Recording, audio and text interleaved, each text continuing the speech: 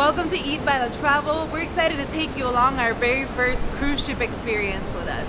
In today's video, we're going to be showing you around the Royal Caribbean's Allure of the Seas cruise ship and what it offers. We'll be showing you all the activities you can do on board, all the food you can eat, the locations we embarked on. We'll tell you how much we spent, and we'll share our tips for those of you who are planning to set sail on Allure of the Seas.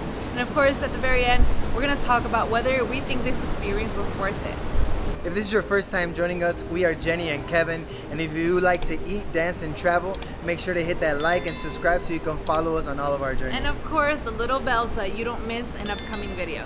This cruise leaves out of the port of Galveston, Texas, and the entire arrival experience was actually pretty cool. It feels a lot like arriving to an airport, but more fun. You go through security, they check your passport, and you board via a passenger bridge just like for an airplane. Going on the cruise. Hey. Oh yeah, we did it. When you board the ship, you'll board directly onto Deck 5, Royal Promenade, which is a main floor for major cruise events like the welcome party.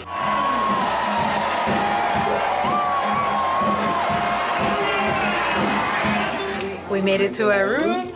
I'm jinxed. Finally get to see what these things look like. Ooh, the key has our name on it.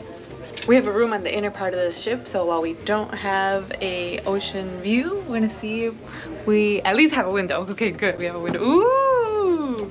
Oh, this is a nice room. This is way nicer than I expected. It's way bigger than I expected. Well, we have a balcony! Whoa! This is pretty wow, dope. This is awesome. Look at we're like at the theme park or something. I don't know. We have a nice view of the ocean from here. Oh, this is so cool. Magical. Wow. I just hope I don't get seasick. We are officially sailing out. We're leaving. The boat is moving. It doesn't feel like anything. I'm super excited. Let's do this, baby. We're about to sail away into the Caribbean. Now that we're officially moving, I think it's time to wear the appropriate clothing and start your vacation. Which is none. From the moment we boarded, the ship was ready to put all passengers in vacation mode, and we were here for it. By the way, the piña coladas were so good, I was starting to regret not buying the drink package.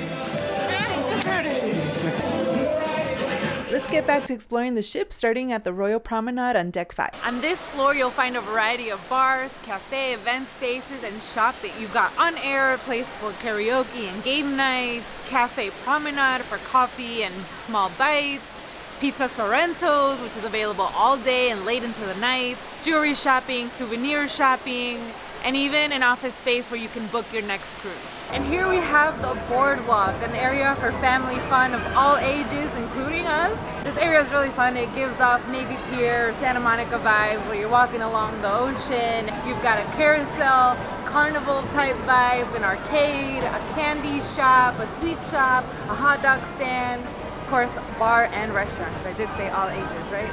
We saw that the carousel had no line, and we're like, yeah, no kids. Let's do the carousel. With the parents in the back. But our favorite things on the boardwalk were actually the rock climbing wall and the amphitheater. Stick with us, and later on we'll be showing you the incredible show that we saw at the amphitheater. Ready? Kevin versus little girl, who's gonna make it to the top first? This wall has to be 5 to 6 stories tall. Yay!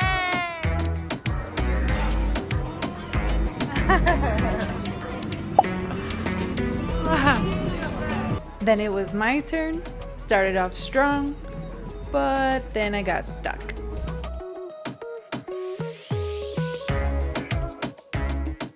So then I tried an easier track, and I made it to the top of this one, but Kevin conveniently forgot to record me at the top. You had one job, Kevin. If you're looking for a more calm and relaxing space, make sure to check out Central Park on Deck 8. Here it's a beautiful garden with a gorgeous green space, and it's a great place to come and walk in the day and at night.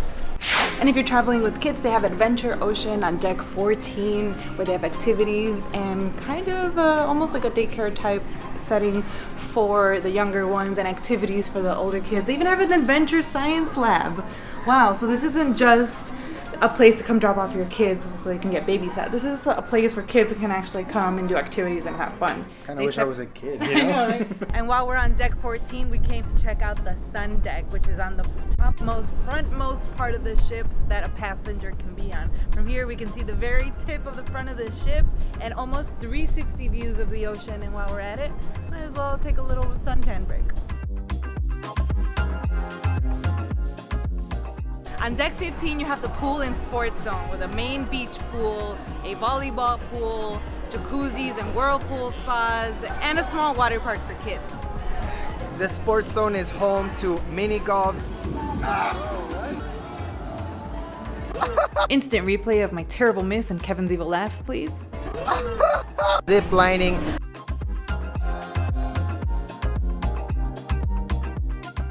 A full basketball court that hosts events like dodgeball, pickleball, basketball, you name it. And of course, we cannot forget about our table tennis athletes.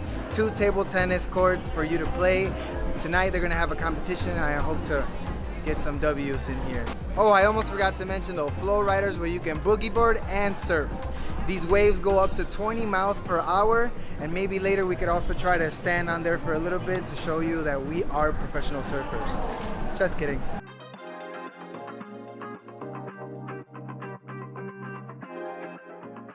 Kids aren't the only ones who get their dedicated splash zone. There's the adult-only section for 16 plus. It's called the Solarium, and it's got spa pools, jacuzzis, pools, all just for 16 and over. Now let's talk about entertainment on the ship. Allure offers dozens of shows and performances to keep you busy and having a good time, both on sea days and ashore days. Most of the entertainment venues are on deck 4. Like we have the Amber Theater, where we watched an amazing musical performance of Mamma Mia and a world-famous ventriloquist, and so much more.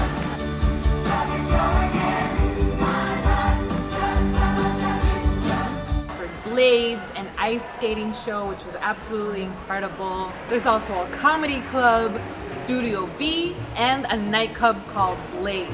Our particular favorites among those 3 was Studio B, because not only did they have an incredible ice skating show with just some absolutely amazing performers, they also turned this space into a really cool nightclub that reminded us a lot of prom. And behind Studio B, you've got a huge casino, and while we don't gamble, we like to think of this place as the adult arcade.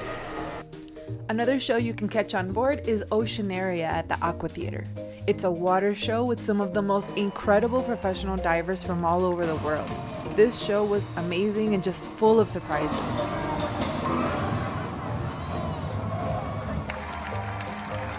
There's also great nightlife and musical performances on the ship.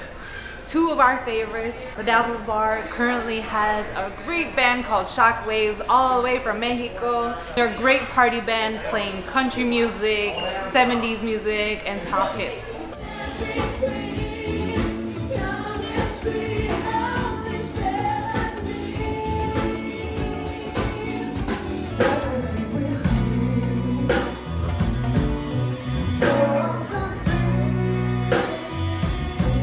The other bar we spent a lot of time at was called Boleros, which is a Latin rhythms bar with a cumbia, salsa, and merengue band, so you know we were there often dancing.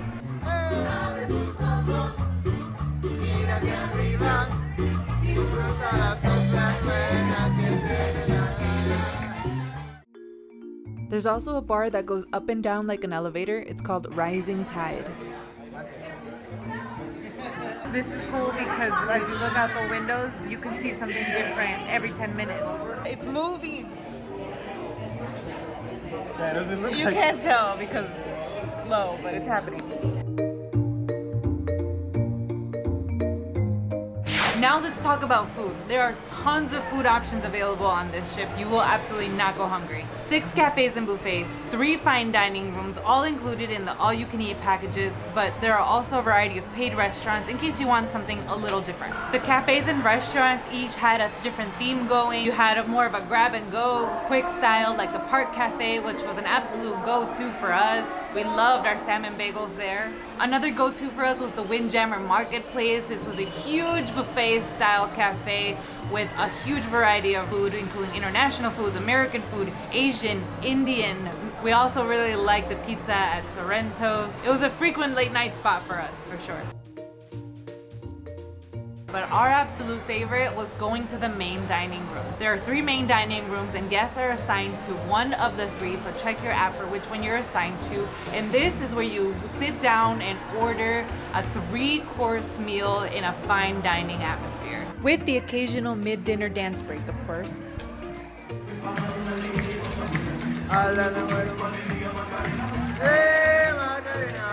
And because it's complimentary and part of the all-you-can-eat cruise package, you can order as many appetizers, as many entrees, and as many desserts as you want, and you bet we took advantage.